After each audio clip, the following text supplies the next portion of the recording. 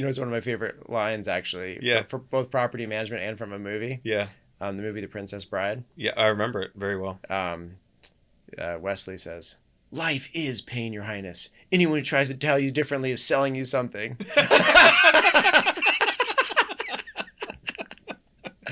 Well, it's true.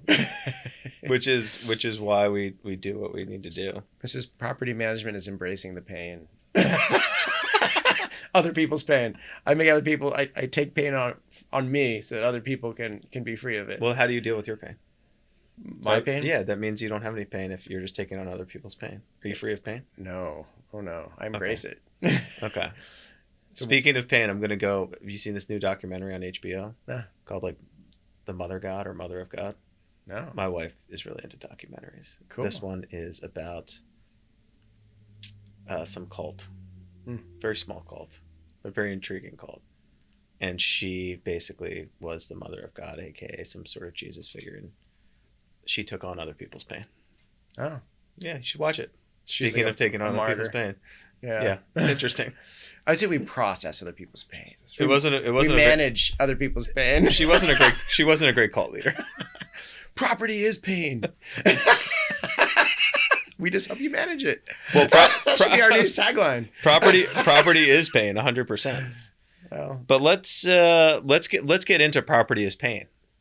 I like this. Property is pain.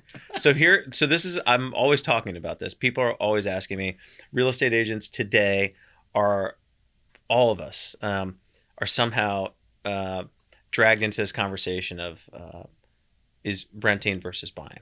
Like, what do you do? And so you have the real estate agent who, let's really be honest about a real estate advisor, what I think that role is, how I do it.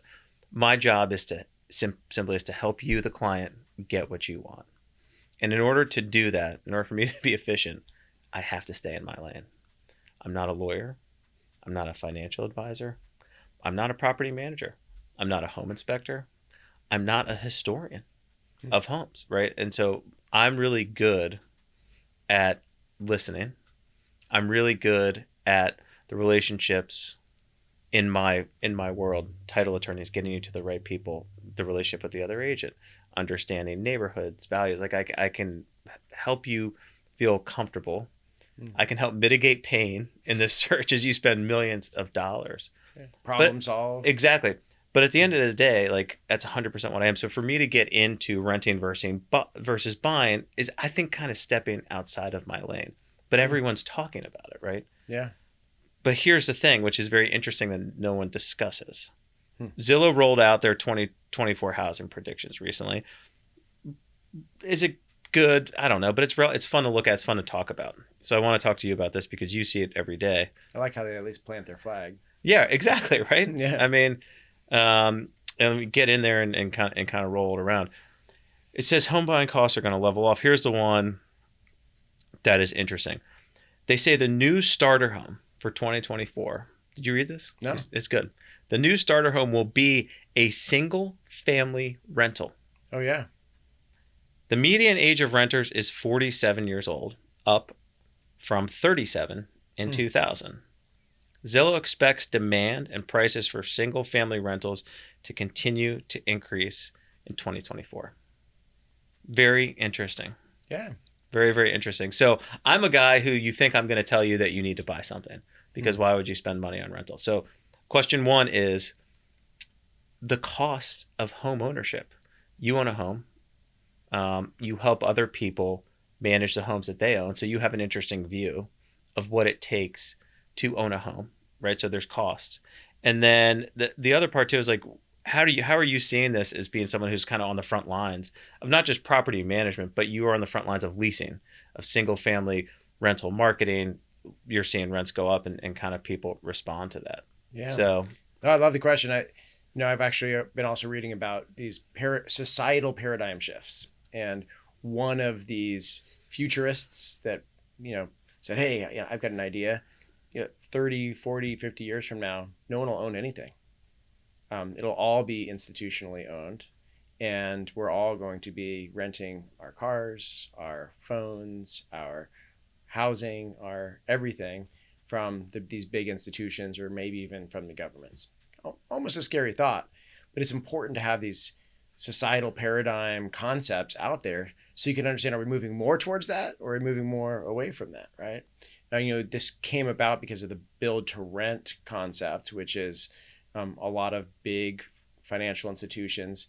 They're not builders. They really don't like to be landlords on a small level. They like to own neighborhoods, and they now are building neighborhoods of single family homes, neighborhoods of townhomes for rent, and every one of them is for rent, and it all has one owner. So this has grown as an idea because it's worked in the financial markets to have these build to rents, and what that means is we are actually heading more towards that society paradigm of, if we start renting our cars, if we start renting all of our homes instead of owning them in part and renting them in part as individuals, my thing is it's important to have the choice. We don't want to where there is no choice. Mm-hmm. I mean, right now, really there's only three choices. You either own, you rent, or you decide I want to live off grid or be homeless, right? Some people choose homelessness. They actually choose that. Most people do not. But at the end of the day, there really aren't any other options. You either choose no shelter or shelter. And then if you're choosing shelter, you're either renting it or buying it. I don't know what another option would be. So, we start going into the idea of, the statistically, more and more people are renting. The first thing they're going to be renting is more detached homes or single family homes. Yeah, it makes a lot of sense. I've seen that trend grow over the years. Certainly with inflation over the last year and a half, 2 years, rents are getting more expensive, yes, but so is everything else in life. All products, services, like the price has gone up, cost of living has gone up. And if rents don't go up, that's actually problematic for the people who own the property, and their property taxes are going up and their cost to repair their properties are going up. And if rents aren't going up, and then we have a different economic problem. No, 100%. So let's go into question number 2, because let's just say rents have gone up from whatever, let's call it 3,500 was the average 15 years ago for a single family in X area, and now it's 6,500. So it's gone up to 6,500. So it's basically almost doubled. That sounds crazy. People are like, well, there's this conversation of you're just giving you're paying someone else's mortgage. Well, let's back into that. If you live in the same neighborhood, right? And let's just say you put 20% down, interest rates are on a higher side relative to 2020, 2021, yep. And they're at 7 and 8, and you're kind of getting into this similar payment, right? Maybe it's a little less, but essentially you're paying the same. The mortgage amount and the rent amount are the same. Mm-hmm. What people don't pay attention to, what I think people miss, is that in order to have a successful run at home ownership, there has to be money in the bank to take care of that house. And I think you see that, and I've seen it better than anyone else, because you're looking at it from a different lens. Obviously, if it's our home, it's easier because it's our home, so we can deal with it kind of how we want. Do we have people over? Do we not? How do we cover this up? Do we invest in this? Yada yada. But when you're looking at someone else's home who is far removed from it, I think buyers kind of forget that. Yeah, and that's a different level of cost that doesn't get really talked about. So if you talk about $6,500 a month where the landlord pays everything. Yeah. And then, I'm going to buy this house, but I need to update this, I need to update that. And by the way, the home inspection is great, but it's just an inspection. It's just kind of a walk around. What are the real costs? And you have a very interesting number for that because you guys look at that stuff. Yeah. So I think that's helpful for me to kind of show people and for us to show people. This is a brilliant insight. Yeah, it helps them. And you know what? It's brilliant, and this could so easily get missed and glazed over. We could be like, oh yeah, there's a cost to owning the house besides purchasing it. And yet that's an insight that so many people, helping people buy homes, do not do. They're so focused on the transaction of getting them to buy the home that there is an extra level of analysis that is valuable to the people that are buying properties and valuable to the renters in this case too, in that, hey, if I'm renting, I don't have to handle certain repairs. Now the landlord does. Well, if you're helping someone buy an investment property, or whether they're buying it for themselves, for them to buy at the top of their price range, which human psychology, normally people elevate to purchase at the top of their price range, and then to not recognize that there's going to be costs, operating costs. It's not just about the transaction to buy. It's about what happens after you buy. Mm-hmm. I mean, buying is the start. It's Beginning. not the finish. It's the start line. That's right. I mean, you're helping people get to the start line, and then how many people in the real estate industry don't give any insight to what happens when you get to the start line? Great job, you got me to the start line. Like, what happens now?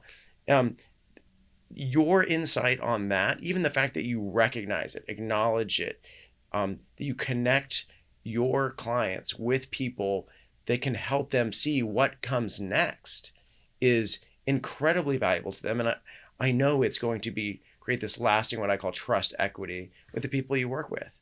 You know, that trust equity continues and builds based on their experience, not just on getting to the start line, but the value you create for them on what happens after that.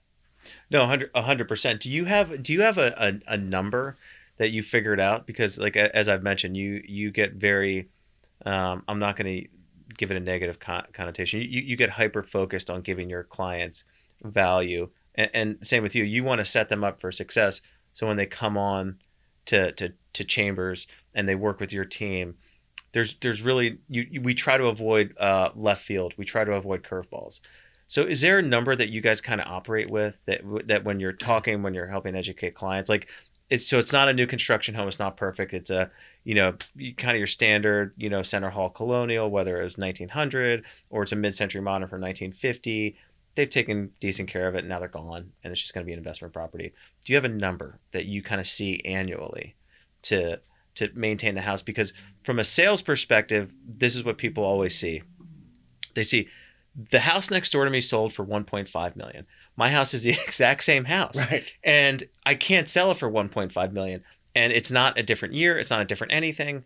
There's so many things that go into it, right? And I can get into all of it. But one of the big things is the maintenance of the house, the updates to the house, and what did you do to take care of it? And I'm going to get into some things that I think are really successful for that. But people miss that. So you probably have an idea of like what it takes annually to keep your house going. Like, so if you have a brand, if you have a company, you can't stay in 1998. Right. You have to do the stuff. Like if your company started and it didn't have a website because it started in 1977, yeah, you need a website now. That's right. Like you can't. So the same thing with the house. That's right. So you have to compete in the marketplace. You have to, yes. Right? Whether you could, live in complete, disarray. It doesn't when you need to offload that property, it has to be kind of up to date, so to speak. So what number are you guys kind of playing with annually? I think it's a fun number to talk about because we can kind of throw it to first time home buyers or people kind of coming into the market like, oh, this is a good number to play with because it's helpful to them. Like, am I going to need an extra $5K a year? Am I going to need an extra $10K a year to kind of keep this investment running in a way or keep my home running in a way that's comfortable to me? I mean, this is such a juicy topic. And good. The idea is, okay, you hit on it. There's a lot of variables in this, and I will commit to a number because you've asked me to. Yeah, so twice now. I've asked you twice. I'm going to get there. I really like to give an understanding of perspective instead of just flip something out there. Of course. Just arbitrarily. So, the number one thing is if we're talking about a condo, you actually pay the same thing in a different way. Right? You pay condo fees. So you're paying in your condo fees, you're paying for common area maintenance. Mm-hmm. You're paying for whether there's someone at the front desk handling packages, you're paying for eventual roof replacement or parking garage updates or elevator repairs. And you're just not budgeting it in your personal finance. It's just part of your condo fee. And if the condo is well managed and there's reserves put in there, and these condo association management companies, they invest a lot of time into what they call reserve studies. Mm-hmm. So they'll say, okay, the roof is 20 years old. We're going to this type of material needs to get replaced every 30 years. We've got 10 years left. Here's how much there is in the condo association reserves, et cetera. So that's how they budget these condo association or condo fees. And they do it per square foot for the owner. But what people who buy a detached or townhouse don't understand is you should be budgeting a number for your operating expenses, for your eventual roof replacement, for when the hot water heater goes. It's just a slightly different in a condo, but the numbers are still there. Yeah. So, one of the numbers, I like to do is on a price per square foot basis. And one of the complications of doing that is it's not a linear number. No. So if I were to say, hypothetically, $1 per square foot per year is what I would expect in normal operational repair expenses only. Because when we look at operating expenses, we actually look at property taxes, insurance. If you're paying a property manager, that's an operating expense. 100%. And all operating expenses when you're renting your property are right now considered tax deductible events. I can't comment on tax law, but we are not CPAs or tax people. Yeah. But this is what we see out there in the world, and you need to understand, if you're going to be a landlord, how do the tax consequences and benefits work in owning a rental property, because it's different than if you own it as your primary residence. So getting back to this is, let's say I have a 4,000 square foot home. Got it. And I'm saying $1 per square foot per year is an average year in repair expenses only operating it, not yard care, repair, just repairs. So this year I might spend nothing because everything works fine. And then next year I might have to replace my hot water heater, and my hot water heater is $1,800 to $2,200 depending on a few other variables. And then, okay, like I was budgeting $4,000 a year, and they say a 3,000 square foot home or 4,000. You said 4. Okay, so 4,000. Yeah, $4,000 a year. And the first 2 years, I only spent, say, $2,200 for a hot water heater replacement. Great. Well, then on year 3, I might have to replace the roof, and maybe I get some insurance help on that. Maybe I don't. But let's say that's $25,000. Well, I went way over budget in year 3. But I'm not going to have to replace that roof again for 30 years. Mm-hmm. So if we try to do this reversion to the mean or average it out is the simple way of looking at it. And I've got a funny average story to tell you too. But when you average it out, it's never going to actually, in reality, be linear, but it's going to be about $1 per square foot per year in repair costs. So it's a good number to use. I think if you're starting with a newer construction, you're probably going to be lower than that. If there's higher quality build materials, you're probably going to be lower than that in terms of when you're replacing it, longer amortization period. So what is that if you're just looking at $1 per square foot for, like, what is that annually? I don't think in square foot because I'm not a commercial guy. And it depends on the size of the house, right? Yeah, but for $4,000 $4,000 a year. Yeah. So just $4,000 a year is what you're looking at. Yeah. And how many years? Do you think about 30 years? Do you think 30-year fixed? Do you think, how does that play into? I mean, I would just say, hey, like, that initial assessment is important. And this is another. What's the initial assessment? So again, like if you're helping someone buy the property, you're not. You said I'm not the specialist of all these things. I just connect people with all the right team. So you'll help people get a home inspector if the market competitiveness doesn't push inspectors out. All that stuff, yeah. So they have a home inspector. The home inspector is kind of doing this reserve study. Like I was talking about for condos, but he's doing it for the individual homes. Yep. So he'll say, okay, like you're gonna have to replace this hot water heater in the next 3 years because it's 18 years old, and there's a high probability of that event, right? And they'll say, well, the roof was replaced 3 years ago, so then you need a heavy up, you need this and that. And so the way you kind of look at it is like $4,000 a year. And the way it plays out is that it's averaged out. And are you kind of seeing ownership of going 7 to 10 years?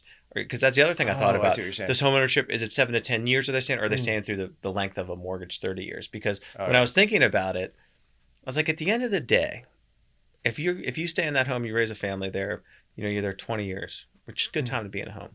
30 years, you're going through a decade or 2 or 3, which means there's design changes. There's new ways of living. There's that you need a half bath here. You need a study room with COVID. You need, so there's all these different things and components.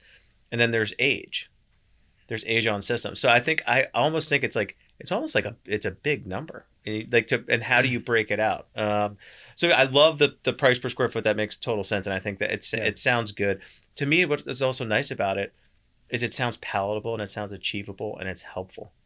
Right. But if you don't start socking away $1 per square foot per year. That's what I'm saying. Like, it's like, it's like, all right, so basically round up because I'm risk adverse. So I put 6,000 away. Yeah. Based on my, house and all that stuff. But it's a very interesting topic, but I almost want to kind of get into it too, because you have to, depending on what you're buying, I think you also have to add in a little higher, because you have to add in, if you're going to stay there, if the plan is to stay there, you got to update that thing. Well, that's the thing. You got to make it. You got to don't fix just budget for it. Then it's like, oh, I didn't use my budget this year. I'm going to spend that $6,000 this year. Like, keep it in the reserve. Keep that money available, because when that roof gets replaced and it is $30,000, you'll be like, oh well, I only have to do this once every 30 years. It just happened to be during my 5-year ownership of this house. Yeah. But I prepared myself financially, because I put that into my reserves operating expenses. Yeah. No, it's smart. Yeah. It's smart. I like that number, because I think that's helpful, because do you have, really, I would say double it. I would say, do you have 8,000 a year on top of insurance, on top of property taxes to put away? Okay, so $2 per square foot. Yeah, that's what great. I would double it, because it's like because people, what they're after, what we're all after is certainty. I'm going to talk to you, the professional, because you do this every day, because you see all these houses, because I watch your videos and I see your website and you work with this company and you've been doing this and you're so great. Give me certainty. Yeah. And I'm like, come on, man. Well, like I can't. But here's what I can give you. Yeah. Right. And I think that's a great number. I think a great person to get it from, because you've seen this stuff on a different level for a long time. We aggregate over thousands of properties, over thousands of tenants and landlords over 20 plus years now. And the aggregation of the data makes it more interesting, and then how you use that data becomes really valuable, right? So the quick funny story about averages. A good friend of mine, his name is Trajan Langdon. He actually owns a rental property here in the Washington, D.C. metro area. I didn't know him in Alaska, but I grew up in Alaska at the same time he was going through high school in Alaska. And my first job was as a paper boy. In Alaska? In a paper boy in Alaska. Now, you talk about a hard job and embracing pain. Were you on a snowmobile? No, I walked my route in sub-zero weather. Actually, I ran it because I'm a competitive guy. And then I would give myself a point system. So I would throw the paper, and if I landed against the door, I'd give myself 3 points. If I landed on the stoop, I'd give myself 2 points. If I missed the stoop, I'd have to run and pick it up and put it on the stoop. And then I'd time my route. So I was always trying to beat my route. But the thing I loved about being a paper boy in Alaska, and this was no joke, it was hills and snow and ice, and I was the first guy up in the morning, and this was pre-internet. That's how old I am now, right? I was like, well, pre-public internet, let's put it that way. I was the first one to read the news in the morning, right? And even though Alaska, like we're not the first to get the news, it was basically funneled through New York Times or something like that. I would read the sports section, Anchorage Daily News, and I was so into learning about what's happening in the sports world, because I couldn't go on the internet to find out. That didn't come until 10 years later for me. And every day I would read about Trajan Langdon in the newspaper every day, because he is in the Alaska Sports Hall of Fame, but he was the greatest high school sports athlete to come out of Alaska at that time, for sure. He went on to play. He was on the McDonald's All-American team. Michael Jordan was like, he's going to be the next big thing in basketball. He went to play for Duke, Coach K at Duke. And this is what I'm getting to the averages. I'm following you. I like it. And it was funny because Trajan Langdon, after reading his in the paper for almost every other day while I was delivering papers, he became a client of mine 20 years later. That's fascinating. In Washington, D.C. From Alaska to I'm D.C. still managing his property today, right? And that's a whole different story. But we've become friends. And what I found was really funny was he went to Duke, but he wasn't like an athlete that's like, oh, I'll take gym class and get through, and I'll go to the NBA and I'll make my money. He's a Duke math major. I mean, this guy, like, so thoughtful, so much brains. If you're ever around him, he's so present. Like, his mind's not in the future or the past. Like he's right here with you. And, but just a brilliant mind. And he gets through Duke math and he graduates and he goes to the NBA and he gets an NBA salary and who knows what it was at the time. But really good money, more than most people make in a given year in the NBA, right? More than a property manager. And Duke the next year says the average Duke math major makes $450,000 a year on average first year out of school. Because there was only 40 Duke math majors that graduated that year, and they included his NBA salary as, hey, if you graduated from Duke math, look how much money this guy's making, right? So it averaged out. So everybody all of a sudden wanted to become Duke math majors. Why? Because averages. So that's why, right? Like when you ask for a number, like I'll commit to that because I've seen it over and over and over again, but it's not linear. You have to say, hey, is it a dollar or $2 per square foot per year? Better to budget $2 a square foot per year. If you don't have that much expenditures this year, it might be 3 times that next year because you might have a high expense year on repairs next year. So be careful of averages is the moral of that story. You definitely have to be careful of averages. But I like to take an average and almost double it because it just gives a padding. Yeah. You know what I mean? If people do have a hard fall. Right. And it's just like, hey, if you want certainty, that is a great road to go. I mean, it's just, but it's achievable. It's achievable. And I think that's the thing, because you said that people want to buy. This is a very interesting thing, like the human psychology of it. They always want to go to the top of their budget. I will do that on smaller purchases. Like always, every single time. Like I will buy the nicest jacket I can buy. Like this is an expensive jacket, probably more than I would like want to spend, right? But I liked it so much. Golf clubs, right? I'm a big golfer, so I'll go to the top of the budget. But for me, once I start getting, and maybe this is because of my real estate background, when I start getting into homes, the house me and my wife got, I know, like, because I could afford way more than what I bought. But I was like, nope, I'm going to chill right here. Because like I know I can kind of live in this space and I can tolerate whatever comes my way, right? Meaning like if it's an off year, well, I'll be fine. Like it's not going to be a big deal. If I need to put on the roof, I'll navigate that. So it's like there's different ways of thinking, but that's a very important thing that you kind of mentioned. So this is why if I'm buying a house and I'm looking for certainty, you're going to be my guy because you have the insight of, and you live that life. There's integrity with what you're saying. It's like, that's a style. It's not like encourage people to go all out. This is they're getting guidance from somebody who recognizes, hey, there's going to be other costs, right? You're just getting me to the start line and you're already giving them that insight, which is why they're going to want to work with you. Oh yeah, 100%. Well, I think it's fun. I think it's fun that way. Well, because I mean, it makes for a different conversation. Right, because then you can kind of pivot and you can get people where they actually want to go. But there's also super wealthy clients. But even the wealthy clients, they have a stop, right? The 2.8, the 4.5.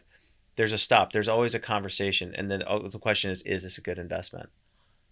I'm like, dude, like, I mean, how do you? I love that question, and I love putting it back on them, because there comes a point where there's people. So there's different clients too. There's the needs. It's like I need this home because I have 3 kids now. I can't stay in my home. I want to kill my wife and I can't get divorced because I'm Catholic, right? You know what I mean? So I have to move into this house and if we want to edit it, we can edit it. But I grew up Catholic. We don't get divorced.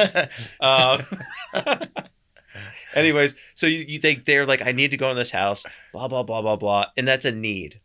It is a need and you have to meet the need. And there's a stop. So how do we meet that need? What needs to go? So you start pulling things away. Yeah. Right. And then you have like, hey, I just want another house. There's those people, but there's a different approach, but it's all the same. Danny, you're an exception.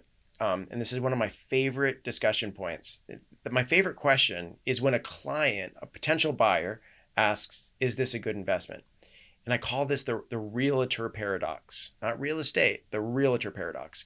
Because every single time a buyer or especially an investor asks any realtor in the world that question, besides you, what is the answer that every realtor gives them? When they're like, where should I invest? If I ask you should I invest, and you're a realtor in Cairo, Egypt, what are you going to say to me? Oh, I'm going to say Cairo, Egypt. Yeah. Come to Cairo, dog. Well, so I call it the realtor paradox. No matter where you ask that question in the world, the answer is always where you are, or where the realtor is, because that's what they know. Even if they are pure in their intention, it's at least what they know. So they can only provide the value of certainty that you mentioned if it's what they know. Yeah. And that's assuming everybody's pure intentions.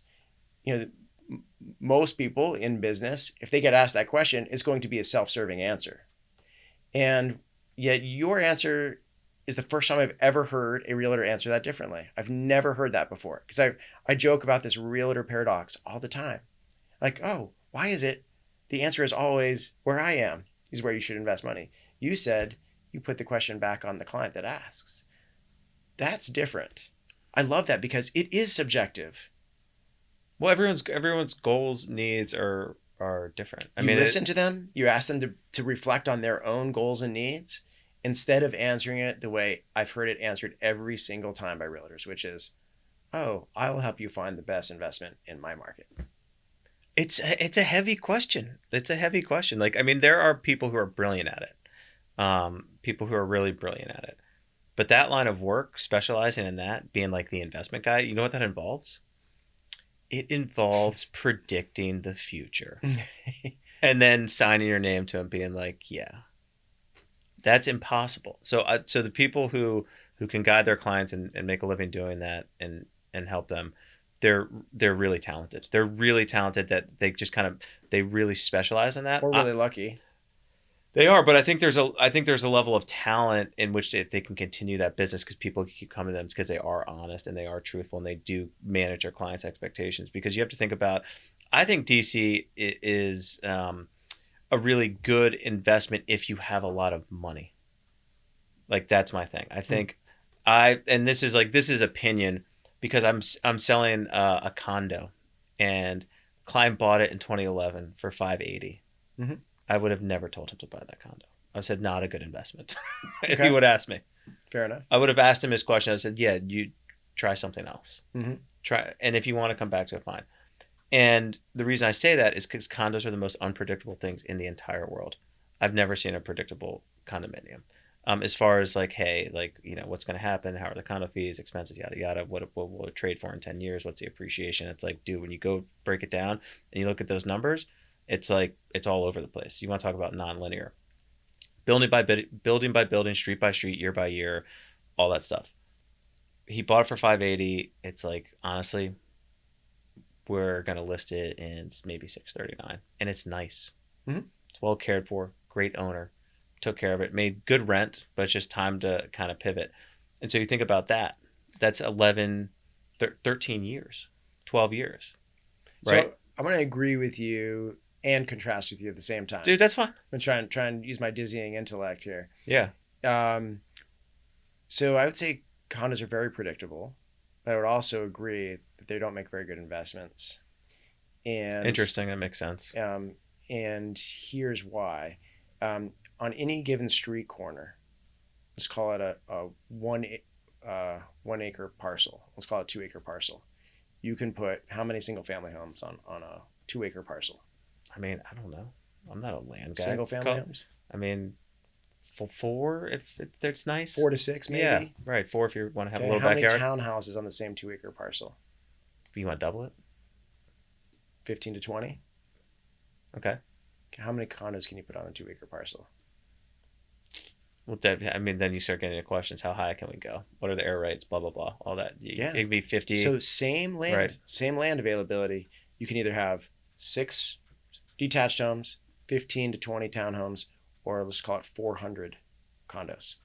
So we're talking about vast increases in supply and demand on the same level of land, or vast increases of supply, not necessarily in demand. So if I own the condo next door across the street, and then all of a sudden 400 new ones go up in 2 years across the street from me, and then a year after that 400 new ones go on the other street corner, like, we just tripled the supply of available condos on one corner or on one intersection, whereas you could have only added a few single families in that same amount of time.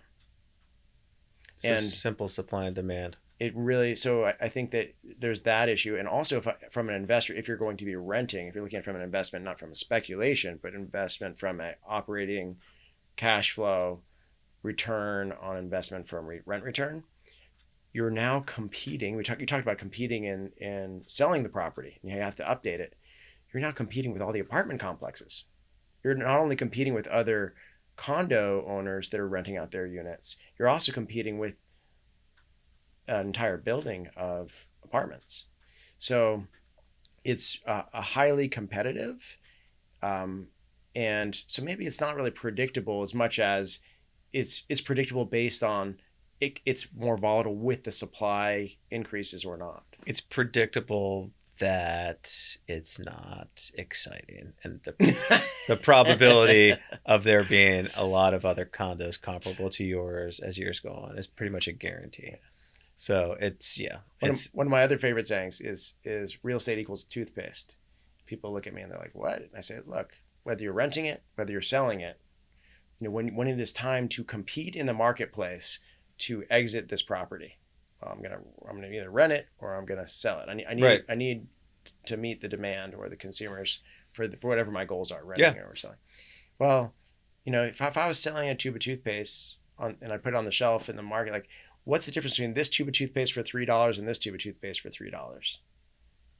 Like, if they're both on the shelf for the same price, then I'm only going to buy the one that offers me longer lasting fresh breath, whiter teeth, or more toothpaste in the tube.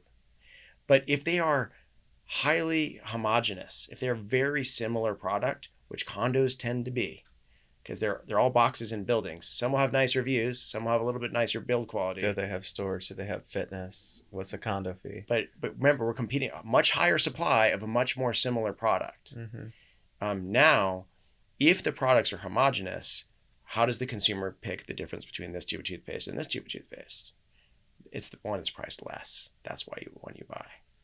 It's like, if it's the same product, I'll buy the one that's priced less. If it's the same price, I'll buy the one that offers me something more. I like it. So what do you tell people with condos? Well, we can rent all products. I help them differentiate their tube of toothpaste compared to the other condos in the marketplace. Yeah. And that's really important, is you have to invest in differentiating your product, whether you are selling or renting. But on the rental side, if they come to me with a condo, I don't turn my back to them. I help them solve their problem by helping them learn how to compete within their marketplace. So at Chambers Theory in particular, one of the things we've done is, I believe in what I call being the SOCOM of property management, with all due respect to our special forces in the U.S. military. I love the concept and of the Navy SEALs being the best at what they do, and the Rangers being the best at what they do, and the Green Berets being the best at what they do. And at Chambers Theory, I try to separate each team or phase of property management to different teams that specialize in that. So I have a leasing team that I was like, hey, these guys are going to be the Navy SEALs of property management leasing in the DC region. I want them to be highly specialized, highly focused on the goals of renting out properties. And I have another team that all they do is coordinate repairs. And I want them to be highly efficient. Instead of you budgeting $2 a square foot, I want to make sure they're helping you spend less per square foot per year than you would have to on your own, because we're adding value in our specialization, evaluation, coordination of the repair. But in each phase. But for condos in particular, now I've also created a new subline of buy the product. So we have teams that all they do is manage condos only.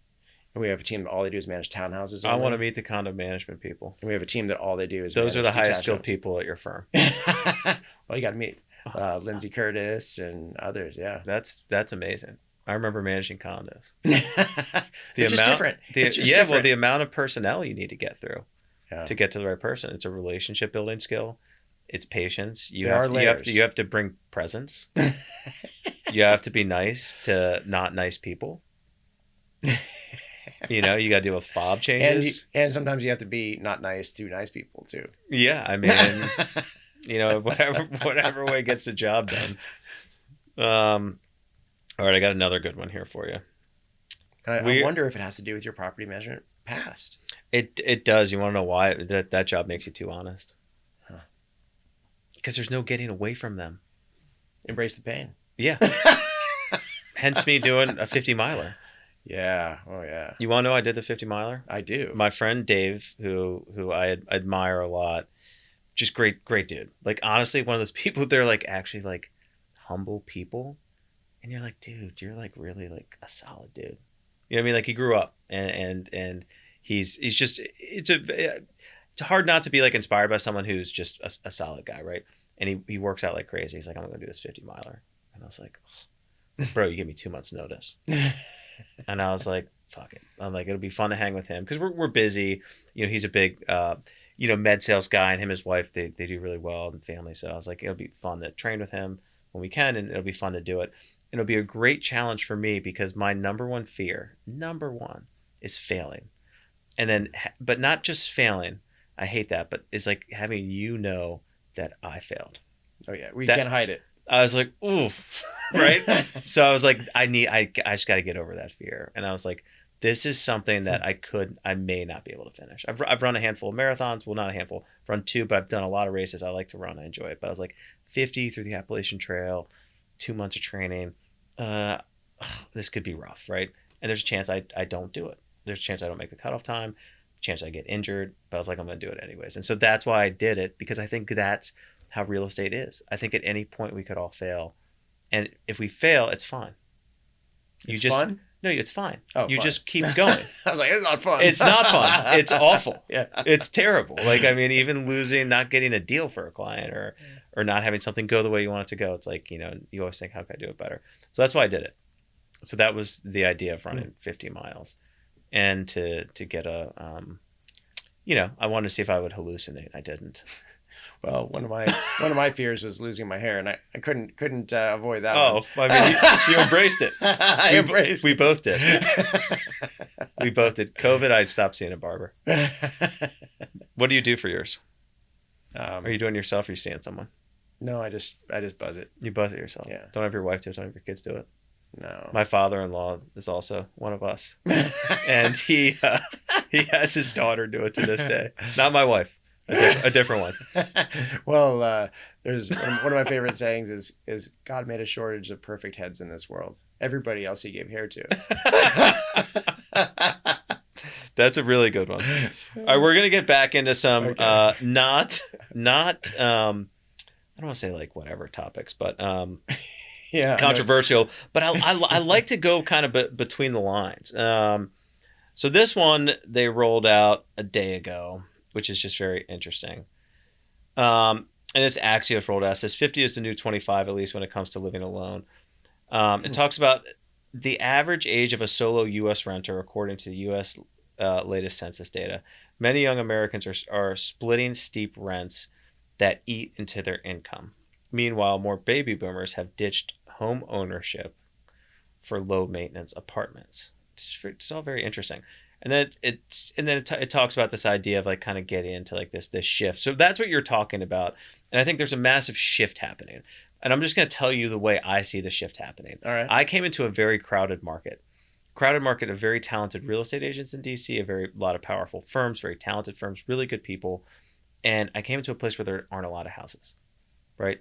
And that's still what we're dealing with. And so I'm very grateful for the little bit of success I had, the relationships I've made. And so it's very fun. I'm like, all right, there's a way to kind of figure out how to get in here.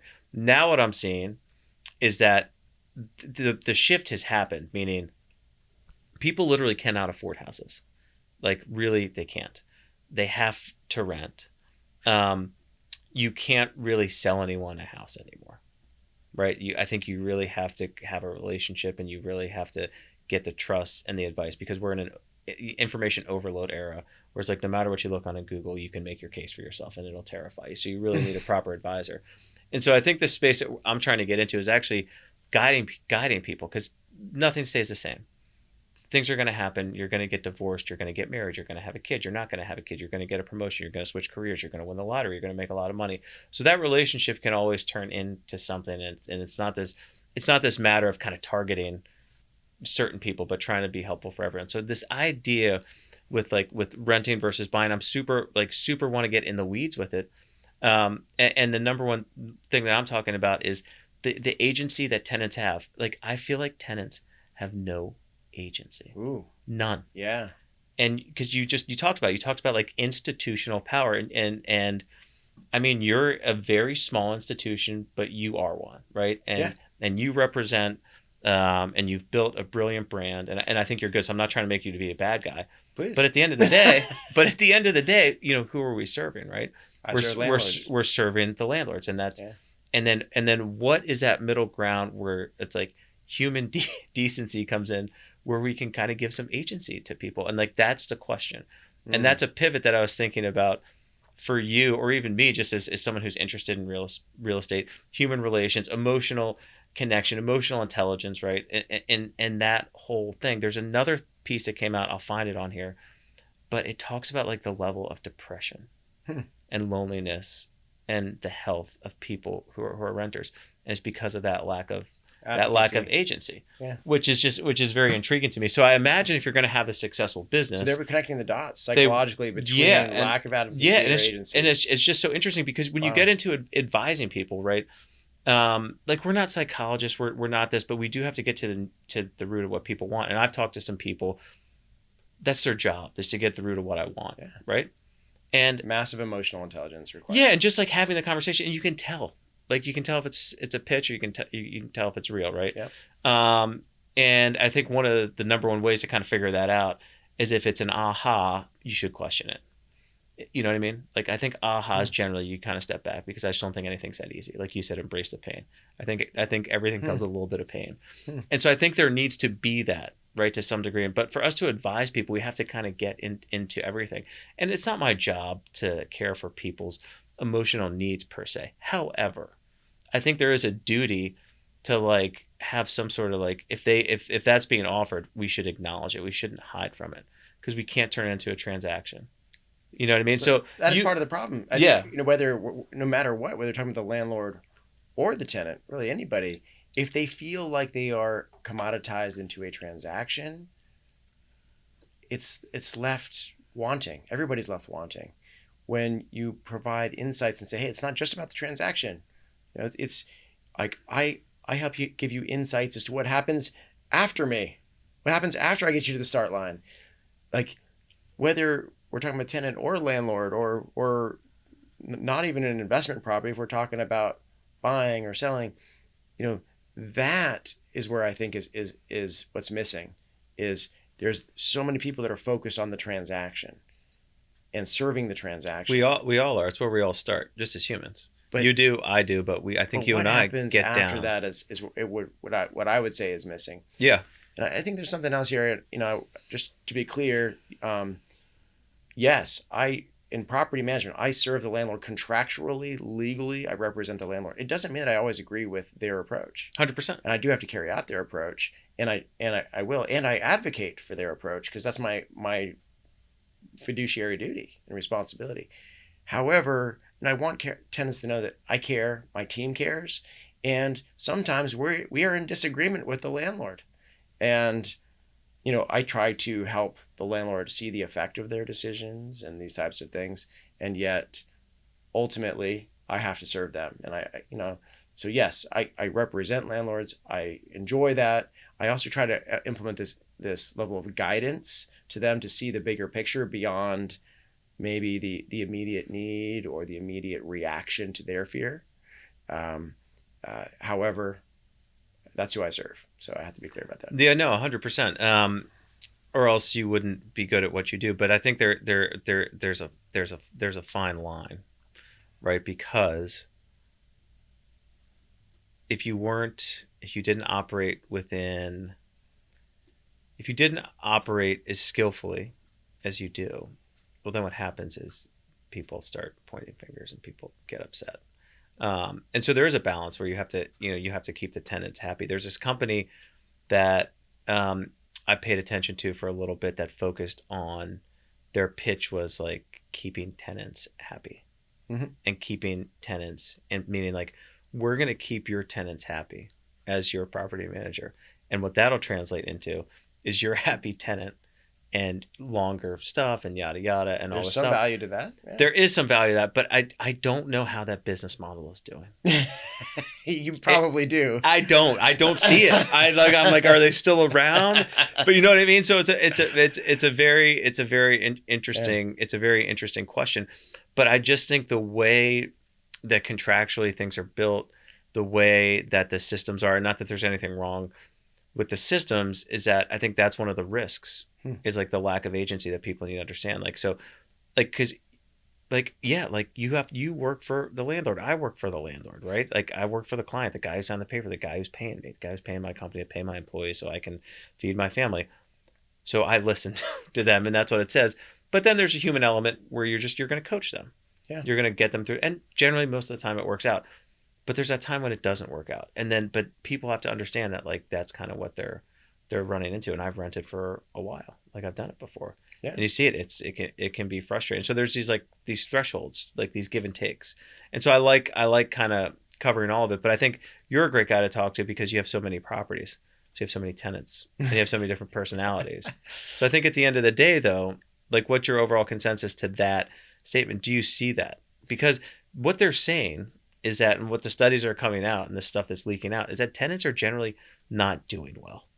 That's what that says, right? And so you then, that makes your job harder. I'm hyping you up here because I love your brand. I love what you guys do. Yeah. But you then have to deal with that. I love the challenge of this question. Yeah.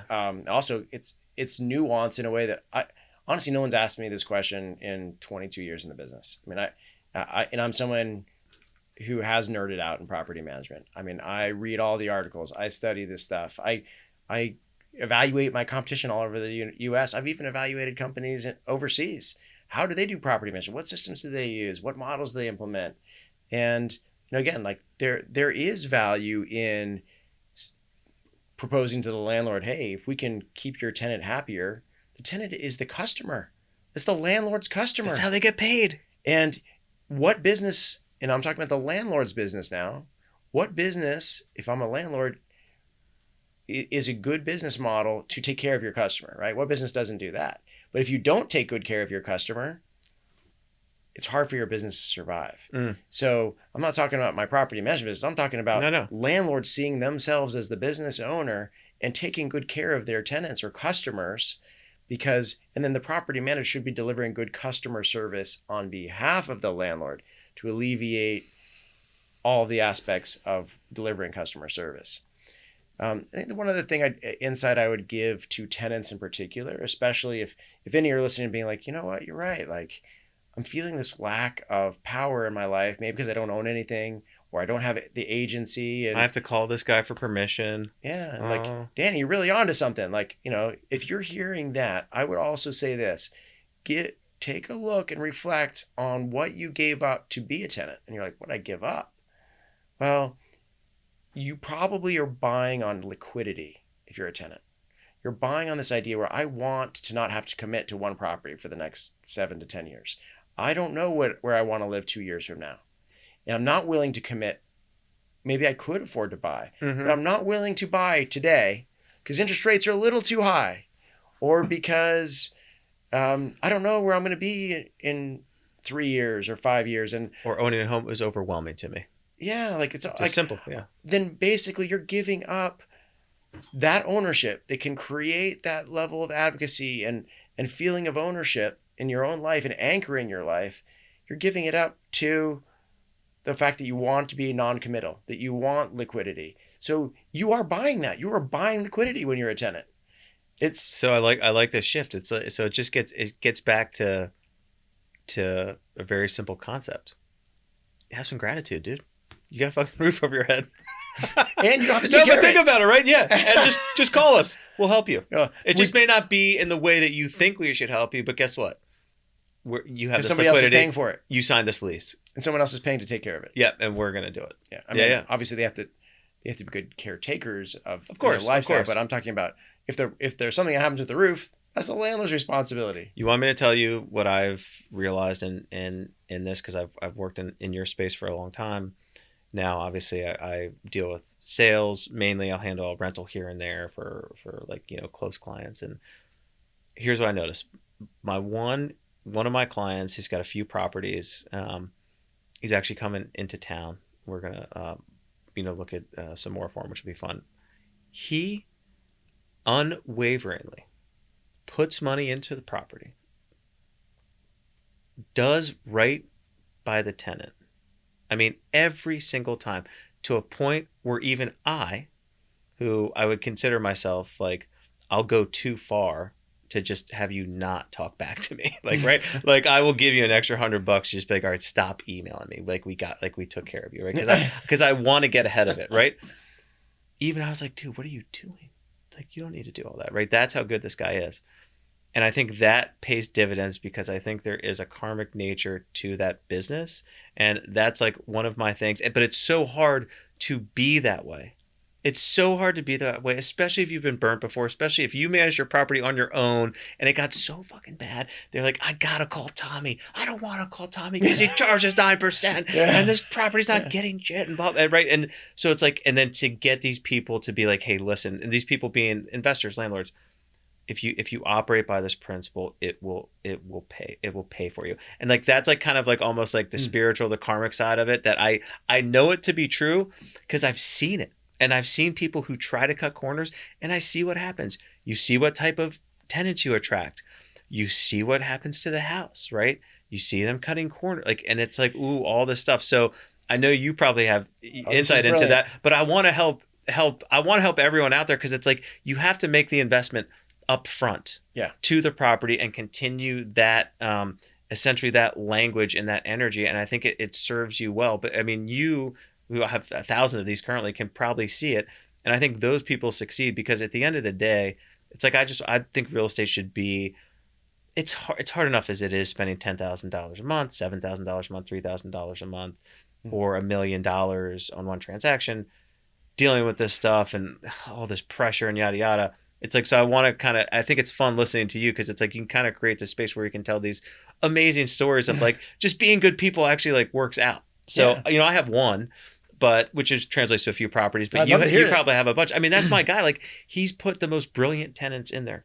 Yeah. Right. His rents continue to go up. Yeah. He overinvests in the property. But when I say overinvest, he doesn't look at it from a limited mindset of like, oh, these people are coming into the house. He's like, you know what? I'm glad you told me that it was the right thing to do. Yeah. Like I haven't painted the house in 6 years because he hasn't had to because there's been tenants in there. Right. But you told me to paint it and I'm glad I did. Oh, and by the way, this AC is 12 years old. You can still get a good run. He's like, I'm just getting rid of it. I'm putting a new one in. Yeah. Right. That type of behavior. And what happened? We landed probably like 30% higher rent, not quite 20% higher rent, like boom, like that. And like the best tenants. And like, so that's the other thing too, that I always want to get at is like, what are the tenants you're attracting and like how important that is on your behavior, your presentation, and like your mindset. Presentation sets expectation. I mean, first of all, if you don't freshen up the property, let's go back to the real estate equals toothpaste analogy. It's like you're going to put toothpaste out on the shelf when trying to find a buyer that's going to give you bad breath. Like, no, like if it's stale, you got a problem. You got to freshen it up, right? So, so like let's freshen up our product. Let's freshen up the offering. Let's make it noticeable in the marketplace when we're competing. But let's also attract a quality of tenant where if tenants are competing because they all want that property, that product is attractive now.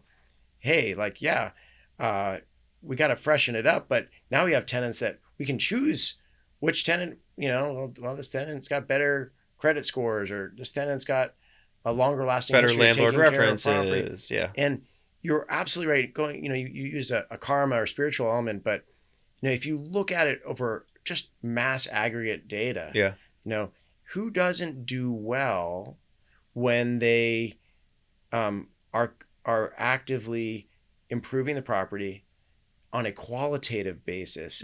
It's not all quantitative.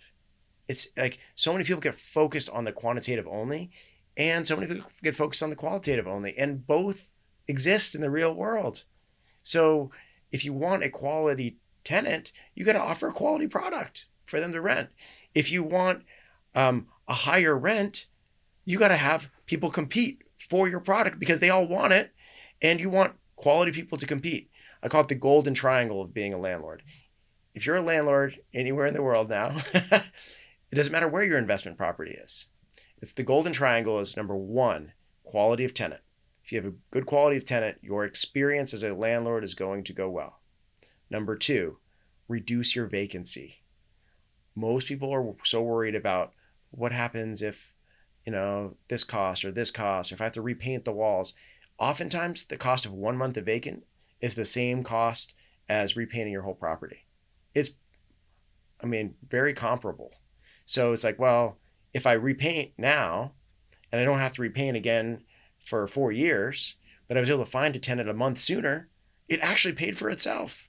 And probably more than that, because I probably attracted a good quality tenant, reduced my vacancy, and of course, the third part of the triangle is getting higher rent. But it's literally quality of tenant number one. Yeah. And so many people go to, what is my monthly rent first? And it's almost backwards. They should go to, how do I attract a good quality tenant? How do I reduce my vacancy? And how do I get my rent up? But not in reverse. Yeah. No, that makes a lot of sense. I like that. I saw you post that too. Yeah. That There's a golden quality aspect. And, all those things matter. And also the one other thing is, if I'm a tenant and I walk into a property and the landlord try to save a few bucks, like by cleaning themselves instead of paying for professional cleaning before a tenant moves in, we have a lot of problems with this. And we try to tell landlords, just don't do it. Save yourself the effort. Like, I scrubbed the property on my hands and knees for 3 hours and I got 90% of it done. But that's not what the tenant sees. The tenant sees the 10% you didn't do, and you're bent out of shape because you tried to clean the property yourself. And if we paid a professional to have it cleaned, and now the tenant moves in and it's a professionally cleaned property from day one, that's the start of their experience. And that's how they're expected to return the property contractually in the agreement. They have to return it that way. It's a very different conversation when they're like, why do I have to return it professionally cleaned when it wasn't professionally cleaned for me? Or, wait a second, yeah, I put 3 scuffs on the wall or 2 scratches on the floors, but there was 20 scratches on the floors and 50 scuffs on the wall on my move in. It wasn't fresh. So why would I think twice about putting a few more on there? It's just part of yes, they're right. Like, if we want to hold a higher standard for what we should expect out of the tenant, then we got to present a higher standard when they move in. 100%. Yeah. It's very interesting. I'm interested on this aspect for you, for essentially investing into real estate. And you may not see it. Our boy Charlie Munger just passed away. God bless him. 99. 99. That's a good long run. I'm gonna miss this quote, and just so everyone knows who watches this, I save everything on Instagram. Here you go. This is brilliant. This guy's got a track record of success greater than anything you and I will ever have. Sorry. He does. Okay. And I'm not putting ourselves down. The level of success is brilliant, right? And I don't know a ton about him, but I saw this because, I'm often telling people how to maximize value of their home, but the same thing. So the same principle applies in property management that it does, or leasing a home, when you are then selling a home. Because when I go to a client's house, I say, I want to sell my home. It doesn't matter how long they've had their home, doesn't matter how much they put in their home, doesn't matter how much their home is worth. They want to keep cash in their pocket. So they want to invest only what they need to, that they know will give a return.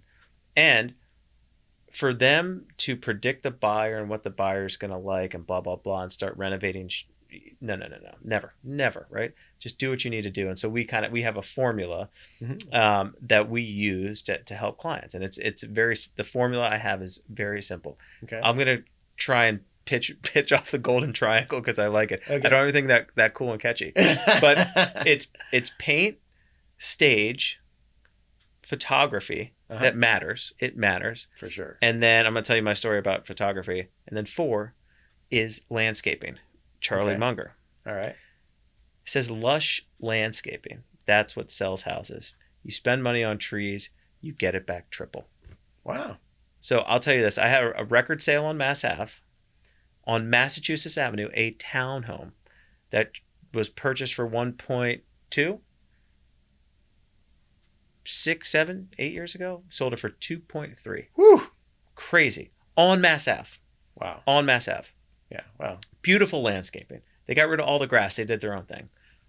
Then I had another house on in Chevy Chase, and I remember my clients they were like, "No, we're not spending money on landscaping." I sent them two people over, and I had to argue with them.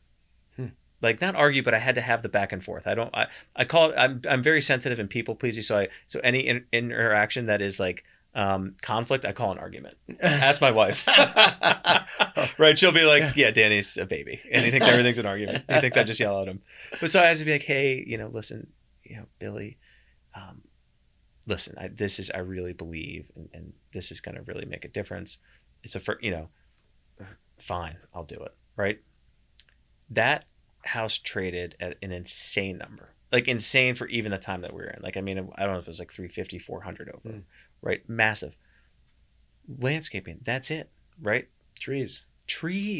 So I wonder in the rental world, if you have, because you're talking to people about investments and where to spend money. So we do have answers for them, right? To a degree.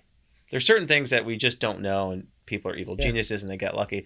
But that is one thing, and that's what I do personally in my house. Like, the one thing that I stick with, and it's not perfect, but I'm constantly investing in my yard, in my landscaping, having someone take care of it. So I just want, do you see that in your world? Because you have a handful, like I'd say more than a handful of single family homes, some really special ones that probably have their own garden crews, and then someone where you have to have just a guy come by and mow the lawn. Are you seeing that as value? And like, would you use that? Can you use that now to help your clients? Because I think it's tenfold.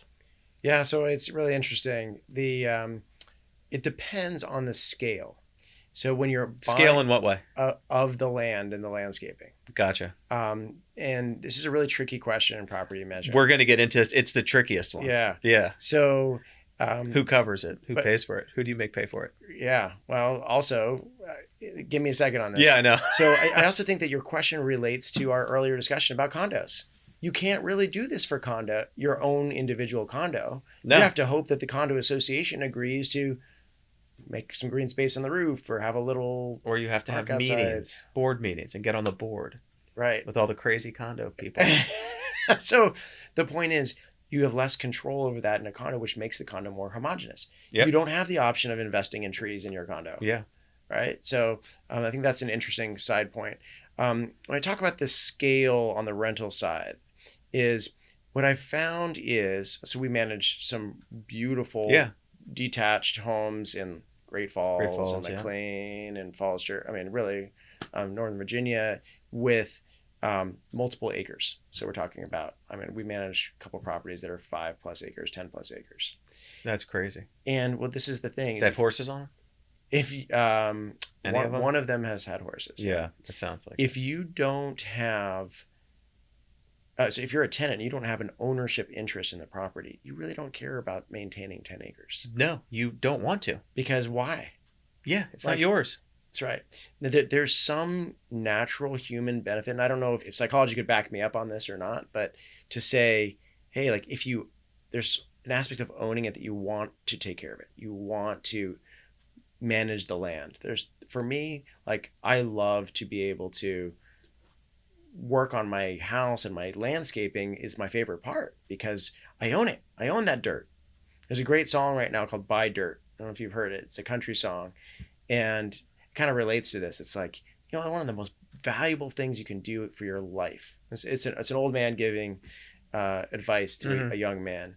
He's like, buy dirt, because you can grow things in it. You can establish a family there. You can grow roots. You can do all these things, and you can build wealth, and buy dirt. And it's a great country song, perfect for real estate. I like it. But as a rental property, people who are leasing, part of what they're buying, remember, when they're renting, is they're buying liquidity. So even if they can afford to buy a house, if they're renting for a $7,000 or $8,000 a month rental property, they can afford to buy something. But These people, they want liquidity. They don't want to be anchored down. Liquidity is a nice way of putting it too. There's a lot of other things I was thinking about you could use. Yeah, or non-committal to, that it's a rental of convenience for them. It's so total. they do not want to be mowing grass all weekend on the 10-acre farm just because, but they want the privacy, but they don't want to take care of it. So in that way, it does go from being an additional cost to the landlord that provides less additional discretionary benefit to the tenant. Now, however, when we talk about smaller lot sizes that have interesting landscaping, I would say that it is an attraction point for tenants to say, hey, would I rather rent a house that's got a beautiful cherry tree? Yeah. I also think that's not a coincidence that the hottest rental season tends to be when all the trees and flowers are blooming. And you talked about pictures, and I want to hear your story about pictures, but that the time to get pictures of the property is when these things are, the exterior looks its best. No one wants to rent a house when there's a picture of black clouds and rain coming down. It looks like, and all the trees are dead, and it looks like you're renting a haunted mansion, right? Like, who wants to rent that? But I want to rent the property that is lush, it's green, it gives a sense of identity to the property that a condos can't offer. Like, I want that identity. I want character in what I'm renting. I want the benefit of the flowering trees and the yard so maybe I could add the dog or whatever, but I don't want to have to take care of 10 acres as a tenant. As an owner, I might. So here's what I did with that. I would tell all my clients, and even if they ask me today in some roundabout way, because obviously I still have kind of a foot in that world to some degree, and I always say, if you want your lawn taken care of, you take care of it yourself. Yeah. And you hire your people, and you make sure they go there, and you don't let the tenants touch it. We're aligned on that. Yeah, the tenant, you just have to, because then it sets you up as if you're the manager of the property or as the advisor. You set some unrealistic expectation because tenants want liquidity. They have the resources and the means to be like, here, I'm paying you this. Oh, and by the way, it's expensive as shit now, so take care of it. Right. And that's the other thing too, because especially the higher the rent, that's the thing. The higher the rent, the more you turn into a Four Seasons or a Ritz-Carlton. Yeah. Right. That's right. And it's like, but dude, like, you have to compete differently. Yeah. And it's like, and you have to kind of figure all that stuff out. So I love that one. But interesting to see the landscaping, because that's another thing that goes, it's like, I'm thinking of all the misses, right? Because if you're a landlord, let's think about it this way. At some point, there's one or two things are going to happen. In your case, you have both. You're going to move back into the property. But the second one, and I think more often now it's going to be the second one, there's so much equity in that home. There's so much money sitting there. You are going to offload it. Yeah. And when you offload it, what's easier to do? Put in the money now while you're getting paid on it? Or think you're getting all the money now, not putting shit into it, and then the property goes empty. You're like, I'm going to sell it. And you have a real estate agent like me come over and be like, hey, guess what, buddy? Doesn't matter how good my photographer is. This place is trash. And you need to fix it. Yeah. Right? So I think that's another thing, because it's like, I always, you want to help people, and it's like, you have like certain people, they just like can't, they have their budgets, their ways, but like that I think is a brilliant thing to do, and probably a value that you add that is great to help people get to, because what happens when the party ends, right? We're at the finish line. Yeah. And now guess what? And you want to know what the finish line is? It's another start line. That's right. That's right. And so when you get to the other start line, what's it going to be like? And I think that's something that I was interested to talk to you about, because I'm like outrageously bullish on it. People probably think I'm like a little crazy. I'm like, dude, invest in the lawn, invest in it 100%. Yeah, put more money than you think. Well, there's another interesting thing about this is, like you said, okay, when they buy the property, they got to the start line. Yeah. Right. And when they sell, they're getting to another start. They're going to start another start line, but like, that's the end of that. You have a certain amount of time to maximize the value of your property. And there's a concept in real estate, it's talked about more in commercial than it is in residential, but it's true for all real estate, which is highest and best use. Yeah. Right. I like that term. And what's fascinating is if you're at the start line, Danny Boitel just helped you buy your property, and you want to maximize the investment, not just on the rent return, but on what it's going to look like when you do exit and you buy your next one. Is what if you were to plant 3 trees at the beginning of owning the property, and then you go to sell it 5 years later or 7 years later, you can buy 3 trees for $150, and in 7 years, the size of those trees would be like planting $6,000 trees. Yep. And you can't replace it's not, you can, but You it's can. super expensive Yeah. to bring in mature trees Yeah. and plant them. But plant them at the beginning.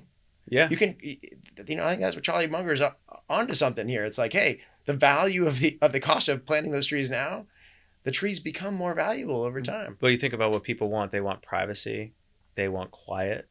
They want like green, like especially in the city. Even some of these suburbs lack, Differentiating. Your Yeah, product I mean, in a special DC's way. amazing with the canopy that it has, but to have that, I think is absolutely brilliant. But it's one of the things that I'm like super, super bullish on. So I think it makes sense for your world as we're sitting here talking about it, because it's one thing that you can tell someone that I think differentiates you, because there's no way you can argue it, because the people that essentially that we all work with, I think for like, I'd say 99.9% of them are intelligent, like smart people. Like I say it all the time, like we're not dealing with rookies. Yeah, maybe they haven't bought a house before, but they got their MBA from Penn. They went here. They were at Gonzaga. There's brilliant schools everywhere. Herndon, Oakton, right? These people are not like, hey, what do you do to buy a house? Right? They have some ideas, and what we need to do is advise them in a way. Level up. Exactly. Just level up and be like, listen, this can be very, very simple. These are the things we need to pay attention to. This is how we're going to do it. And then you're going to have to kind of check in with yourself. You can be a sounding board, and we can kind of guide you. But I think that's a brilliant one, because like invest in the property up front. Yeah. Right. Even when it doesn't feel good, but just know full well that every penny you put in now is going to go somewhere. Well, at least with the trees, you paint the property, it's going to go. You're going to have to repaint in 4 years. Painting's the worst. The isn't value it? goes down, right? Yeah. It amortizes, it depreciates, literally. The trees, it's the opposite. You plant trees, it's the exact opposite. You have appreciation of the value. There's one other thing from a landlord property management standpoint on landscape. Number one is it is an operating expense if the landlord takes it on. So, right, operating expenses are normally considered tax deductible by most CPAs that I've spoken to. Yep. It adds an element of control. You're like, hey, like we're going to take care of it the way we want it taken care of by a professional, instead of hoping the tenant takes care of it good enough. The one that gets missed, which I think you were talking about too, is, hey, it adds a marketable component. I could either rent this house or I could rent this house. Maybe they're similar size lots. Maybe they're both nice gardens, beautiful houses. This one, the lawn's maintained for me. This one, I got to mow the grass myself. Which one do I want to rent? Yep. Like, I want the one that is taken care of for me. This one's got the green giants, the skip laurels that block the neighboring house, so I feel private here. Yeah, and the neighbors, oh man, this is a landlord. Instead of being like, oh, here comes another rental in the neighborhood, it's, this landlord, they take professional care of the lot. They care about what our neighborhood looks like. Mm-hmm. And don't forget this, if you're a landlord out there, you have an extra set of eyes visiting the property periodically. And a good property manager, we're not spying on tenants at all. We're serving the tenants' customer service needs. However, if the landscaper, we ask them, hey, let us know if you see anything unusual. Let us know if you see dog feces in the backyard that weren't there the last 2 months that you've taken care of the property. Let us know if there's an ashtray on the back deck when you're blowing the leaves off. Let us know if there's constantly 20 cars parked in the driveway.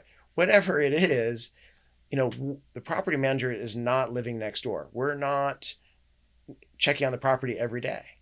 But we have our processes to check on the property. We have our processes to make sure that there's consistency and certainty as much as we can, reducing risks and liabilities.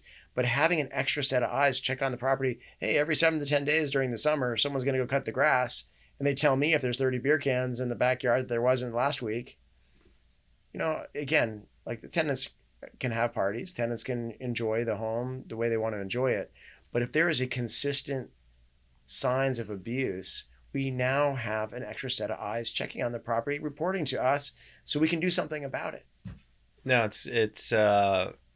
it's teaching people how to be their advocate for themselves by doing the right things for the property to help you help them. I love that one. Yeah. So help me help you. Tax benefit, more control, neighbors are happy, marketable feature of the property. I can rent mine faster, maybe for more money, and extra set of eyes in the front. So there you have it. That's 2024 kind of goal for new clients and existing clients. Yeah. Are there room for trees, bushes, landscaping upgrades? Yeah. It's crazy. It's crazy how it changes the whole vibe. Yeah. Spend $1,200 on a couple of bushes and trees today, and you tell me what the return is going to be 5-7 years from now. It's brilliant. It's brilliant. I mean, it's I would say 10x. In a city like DC, I think a highly urban environment, I put a 10x on the cost of installation. It's crazy. It's crazy. So kind of wrapping this up, because and I think we talked about more, and I like this because I kind of want to highlight your expertise and but also kind of the way I operate, navigating this business is just getting people the answers for them. Like, what are the right answers for them? Doesn't mean the answers change, but like what are the what do they need to hear, and kind of how do you navigate this? But so there's all this talk. Everyone's always got to make predictions. I have to make predictions. You have to make predictions. I think it's fun, right? It is. Because it's like, what are we seeing and how do we get there? So there's, I just talked to a lender before this. We're working on a deal, and shout out to my boy Pat Casey at Fulton Bank. Much love. But we were chatting and he was like, are you like every other real estate agent posting Jerome Powell's interest rate drops? And it's like, that's not how like it works for. And I was like, I know, but did you see my post on it? Because of course I did a post on it. Yeah. And I said, don't worry if they drop or not. Like, don't use that as an incentive to buy now, because guess what? We competed all of 2021 and all of 2022, and we succeeded then. It's not going to be harder than that. I just don't think it's going to be harder than that. Like, I really don't. So, but we were joking about it. So for expert, right, and your field is rental, leasing, and you're just looking at how everything kind of impacts that. And I want to pay attention to this because this is kind of my wheelhouse. I of course I help people with condos and I can speak to them, but like I said, I think they're very boring. I don't think there's a lot of like dynamic moving parts to them. They're always going to be a thing we kind of pay attention, but I'm interested in the single family housing market. Zillow says it's the new starter home is a rental, right? What are you seeing? Like, what are you kind of predicting 2024 is going to look like? And of course, get into the sales side of things because you have a pulse on that 100%. But more or less, what are you seeing the impact just from whatever going into 2024, how it's going to impact rentals? And kind of like your like 2 to 4 minute, just like bullet point, like straight ahead. Don't skirt around anything. And then I'll kind of give you mine, because I think it's helpful. So you can talk about any perspective you want, but I think kind of just go straight ahead because I think it's helpful for people. Yeah, I think first of all, the Zillow prediction is, what is a starter home? I think, rentals may have always been starter homes. Usually when people go out on their own, they're probably it used to be renting an apartment. They're saying, hey, like, I guess they're defining that I rented a room for $400. See, like, it's like most of us in that phase of life, we're all want liquidity. So until we have more certainty of what our vision for our future looks like, hey, I'm gonna start a family. Now is that a starter home? Or maybe families don't. I just want to be a bachelor for my whole life, or whatever it is. Like, I'm not ready to commit normally when you're coming out of first job or school or whatever it is. So I think when they say, I'd question how they define starter home a bit. In terms of market trends that I see coming, we're talking about 2024 or we're talking about beyond? Just go. Yeah, whatever. Yeah. But mainly we're going to start seeing in 2024 or whatever, it's going to leak into 2025, but the future. Yeah. Yeah. So I actually believe that we're going to see a more of an emphasis on cleaner space. And I say this in terms of as things heat up, I think whether you are a believer in climate change or not, that there is market psychology, enough people out there in the market that are concerned. They're saying that, hey, like, this is on people's minds. So when that happens, I actually think that one of the big trends is going to be cleaner, greener, cooler space is going to become more popular. More trees. So we need it in our urban environments. I know. There are plenty of studies, whether the Earth's getting hotter or not, or whatever reasons it is. The Earth's getting hotter. Right? There's no way it's not. It's getting hotter. Yeah, let's just say what it is. Scientifically proven. Well, whatever you think the reasons behind that are, let's put it that way, that's fine. Is proof that if we put trees back in our urban environments, it cools things down. It makes the air cleaner to breathe. So what I'm hoping for is that there's going to be more of a trend towards greener products in the home and outside the home, the trees, but also the types of things we use. Whether it's appliances becoming more electric and electric grid becoming cleaner, That's going to happen. cleaner to use. But I'm concerned on this mass migration issue in terms of what I see for the future of real estate is, what are we going to do when there's rising sea levels in New York City? Are they going to build a $50 billion seawall to protect some valuable real estate today? They're talking about it. They're exploring what do they need to do to protect it as Manhattan is literally sinking 6 centimeters a year, regardless of the sea level or not, because of the weight on the island, believe it or not. And if sea level rises, we're going to start to see more and more mass migration events. So we actually have already been experiencing significant migration in the U.S. over the last 20 years to what we call the Sun Belt region, which is that, those southern states, warmer climates, drier climates. And you mean Florida? Arizona, Florida, Texas. There's been a lot. They're all coming back here. Those people who migrated there. This is my thinking is, if I'm going to plant my flag, I'm going to say people are going to move back to 4-season climates, back to places where it's a little less risky to live. Insurance is going to cover my property instead of it being in a high risk insurance zone. I think we're going to start to see people start to say, hey, it's not that I didn't like Florida or didn't like Texas or didn't like whatever. It's I want more certainty for my money and my future. And therefore, if I'm going to plant my flag on the future of real estate, it's going to be in 4-season climates that have more green space around it, less desert, more water available, less extreme weather events, and that migration, even if only 1 million people agree with me, 1 million people moving somewhere like here has a massive impact on the market here. Massive. And that's massive. If only 1 million. I'm my with thinking you. is it's going to be a much bigger movement. It's not all going to be Virginia and DC. It's going to be to climates like these. Yeah. And it's you want to get our Pennsylvania license too while we're at it? West Virginia. Let's do it. I'm not chasing the money. That's just what I see for the market. That's what I see in the real estate market. No, it's very interesting. I like that. That's where you went. I like that you went super out. You were bigger than next year. Yeah, you're like, fucking 2024, whatever.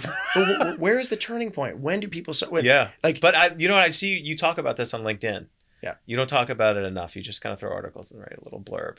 But I like that we're getting this out of you. It's good. But it's good because if you think about it, what's the alternative to that? The alternative to that is really, and I'm going to go really dark here, but the alternative is that people just die from heat exhaustion and it becomes abandoned. And then probably like the show on HBO or one of them, some sort of, zombie pops up and you have these desert, right? I mean, essentially that's what we're talking about. If we continue on this trend, obviously it's kind of a joke about the zombie thing, but we're talking about deserted spaces because they're uninhabitable because the new ghost towns of their locations and what they bring to an environment is not conducive unless you're like a lizard.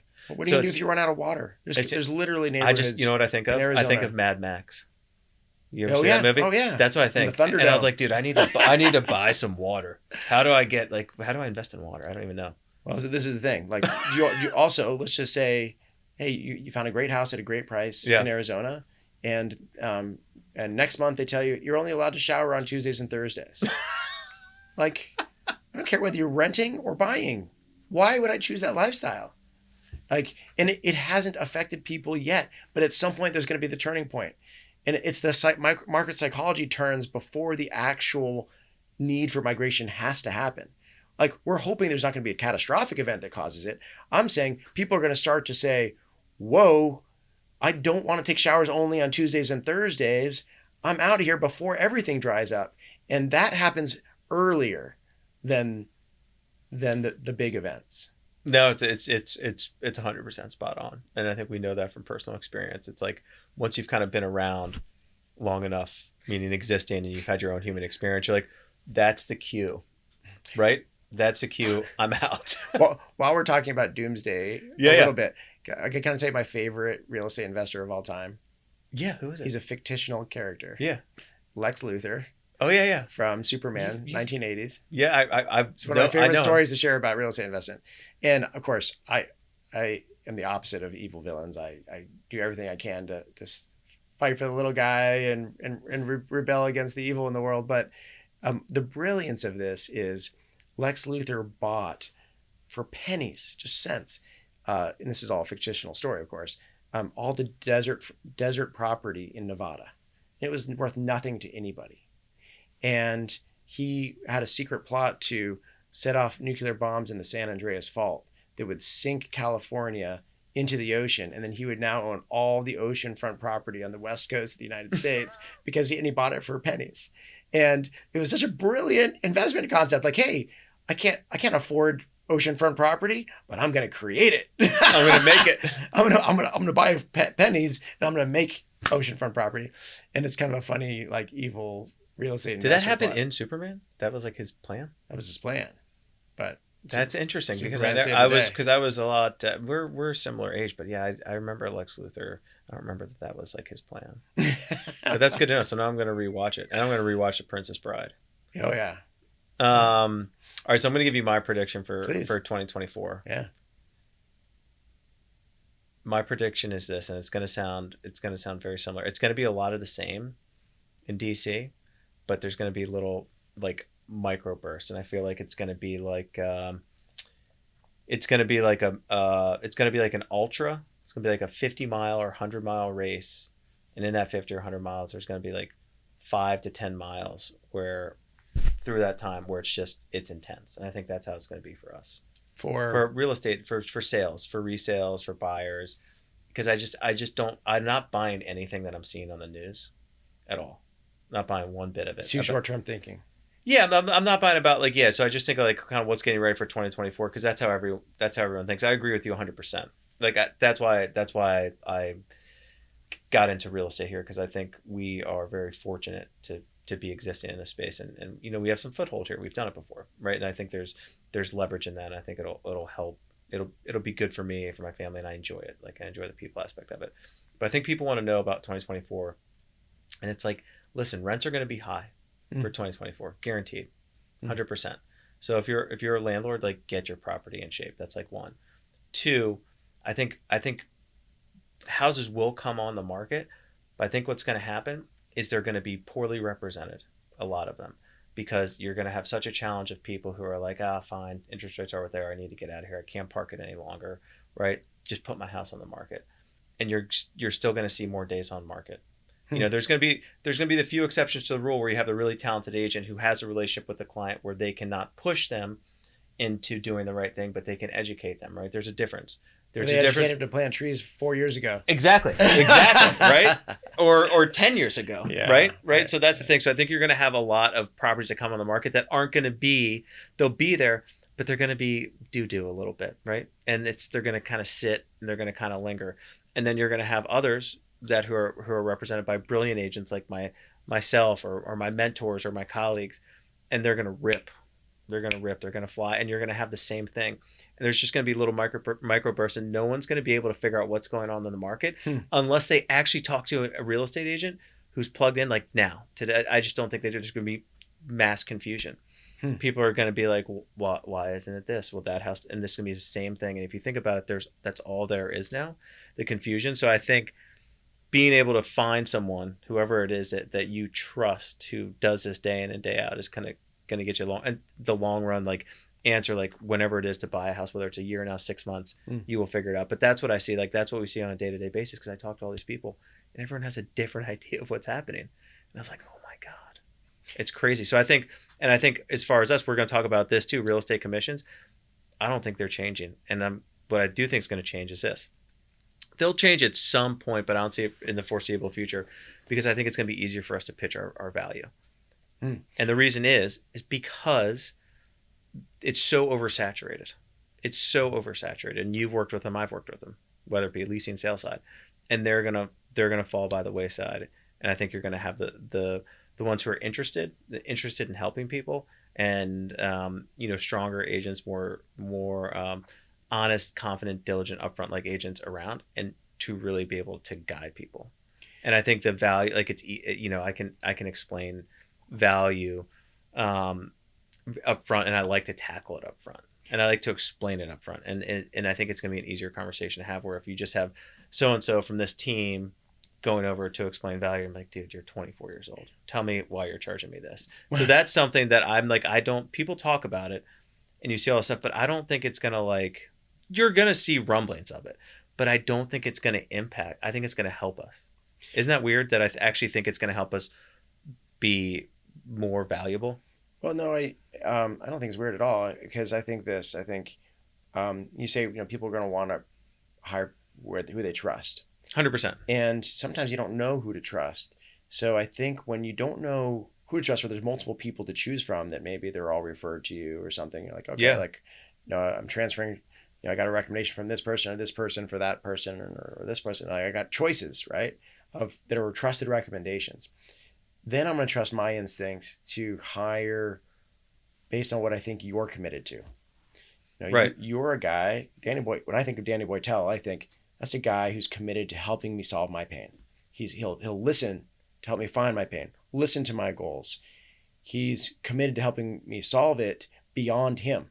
If there's things that he's not an expert in, he's going to source me an expert that's going to help me solve that part of my goal, that part of my pain. And he is my overall solution, because that's what he's committed to. And I think people will sense that and trust that in whoever they're talking to. And the commission thing, I know that was a big thing in 2023, a lawsuit. I think it's really funny that people are like, our commission's going to change. I'm like, change from what? There was a huge range of what I saw brokers were charging. I think there's a lot of variety. And I know in property management, there's lots of different models. There's lots of different prices.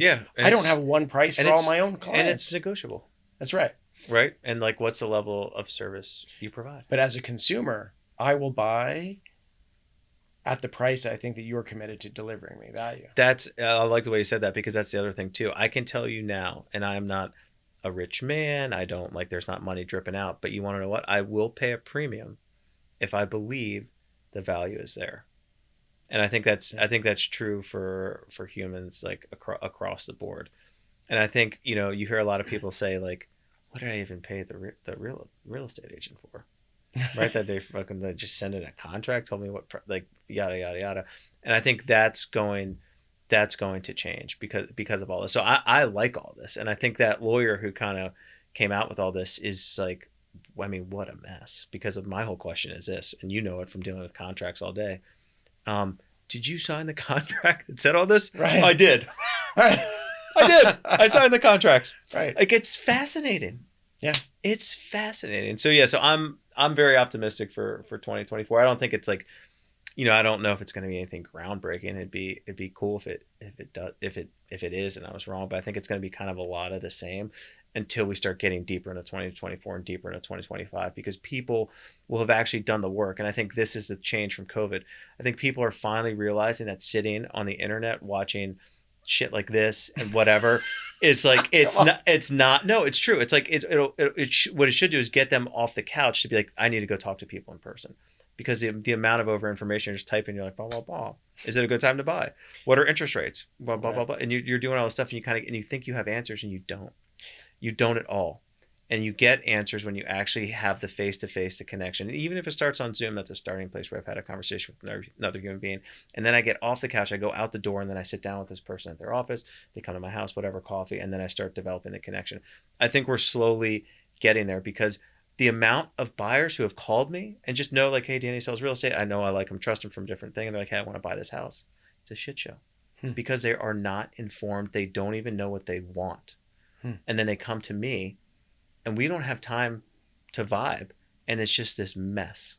And it's an absolute mess. And so one thing that I'm trying to get ahead of is actually trying to create a space and like create an energy for people to just ask honest questions and have real conversations, to be like, hey, is this something I want to kind of get into? And I think that's what people need to do.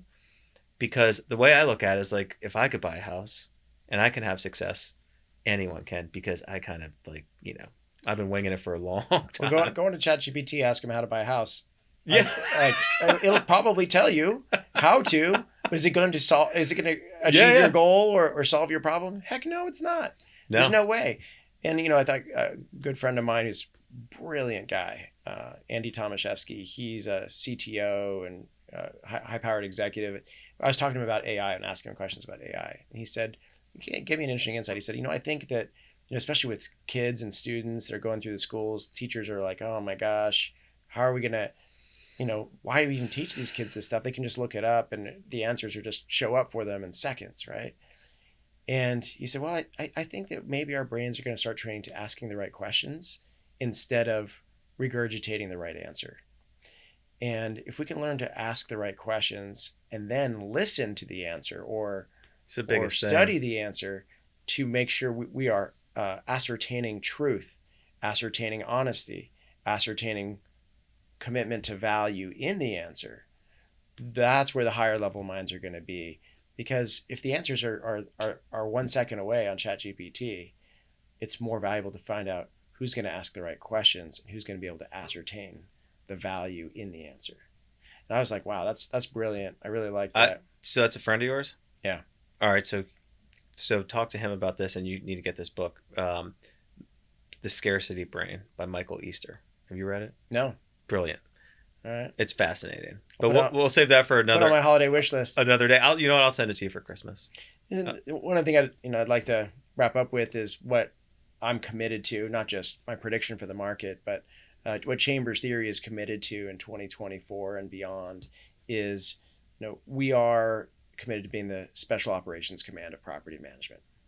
We're really focused on specializing in each phase of property management and optimizing landlord outcomes, reducing risks, reducing liabilities, and doing it in a way where we're treating their customers with great customer service with a long-term value picture in mind. Not on a day-to-day, not on a month-to-month, but the overall value of the relationship for both the landlord and the tenant is what we're trying to create here, specialized to their product or the phase of property management that they're in. That's what I love about you guys. What I think about when I think about you guys, and the whole thing, tenants, property management, this whole nine. And no one thinks about this, but you do, and that's why you have so many people. Is as a landlord, Virginia, DC, Maryland, wherever, Oregon, Pennsylvania, you're taking a risk. You're putting a stranger in your house. What you qualify the stranger on is based on a piece of paper, because there's laws that kind of say that that's kind of how we have to operate. And what does the right property management do? Minimizes your exposure at all costs, and like that's my number one thing. And so when people come to me and they say, I'm just going to do this on my own, it's like, yeah, cool. Cool. But like, do you know the level of exposure you have? And they go, exposure? What? It's like, yeah. Like, and so that's the thing that I think about, which you do a great job of. So thank you. You're I'm not ready to do heart surgery on myself yet. I still go see a heart surgeon. I know, me too. But you need the kind of the trusted partners who are going to guide people so that they can make the right decisions.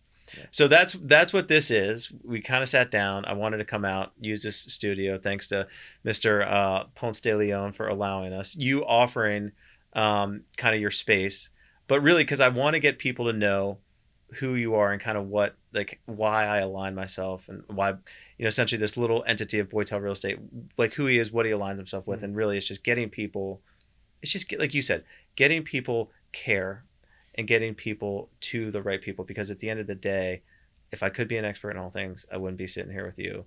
And you're an expert that we value and really appreciate you having me out here. It's a real unique thing you're bringing to the professionalism of real estate buying and selling. It's a unique perspective. It's a unique offering of services. Your commitment really is based on alignment of interest with the buyers, the sellers out there. And I mean, I've heard it in so many different ways. You've said it, and hey, like, it's an honor. I will be on any discussion or Q&A or podcast with you anytime. And Put me in a room with Danny Boitel. It's going to be a fascinating day. It's always fun with you. We'll definitely keep it going because there's going to be more stuff to talk about. There's going to be more viewpoints, and I think it's going to be kind of the age-old question. Do I spend my money and pay someone else's rent, or do I get into this market? I think there'll be tons of nuanced ways to look at it and just fun stuff to talk about. So thanks for letting me do this with you. Thanks, Danny. Appreciate you.